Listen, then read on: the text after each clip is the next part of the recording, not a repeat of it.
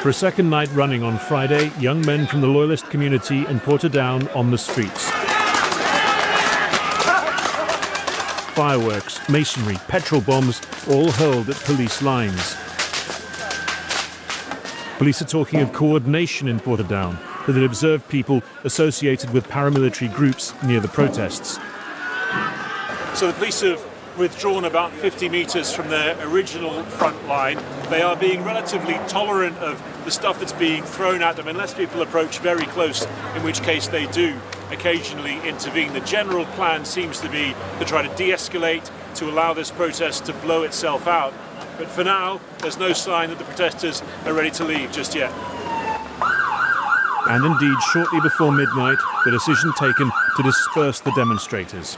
Repeated forward surges, breaking up the crowd over the next 40 minutes.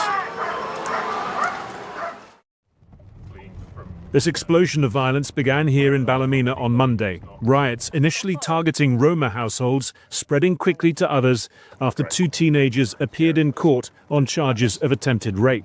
Oh, down the next one, sorry, my bad. And then you Community worker Demi Laverty grew up in Ballymena. She's saddened by what's happened this week, angry that the issue of violence against women and girls has been overshadowed. The rage almost got targeted at that community.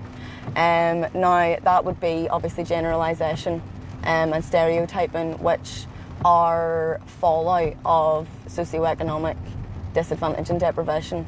And for you to have 8,000 people on your live stream and them not actually, you not then talk about that this was actually a march to end violence against women and children, that potentially then would have led you to believe that this was an anti-immigration protest. Like Demi, Jake comes from a mixed Catholic Protestant family. He was out live streaming some of the protests. He disavows the violence, but sympathises with an anti-immigration cause he says has unified people across sectarian divides.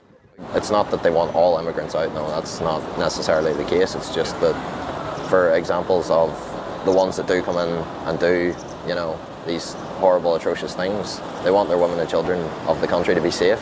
There are all sorts of people who feel now threatened by what's been going on.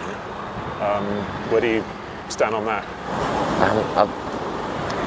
They do feel threatened. That's not right. I do agree that they shouldn't have to feel like that in their own home. But at the same time, something does need to be done about the incidents that happened.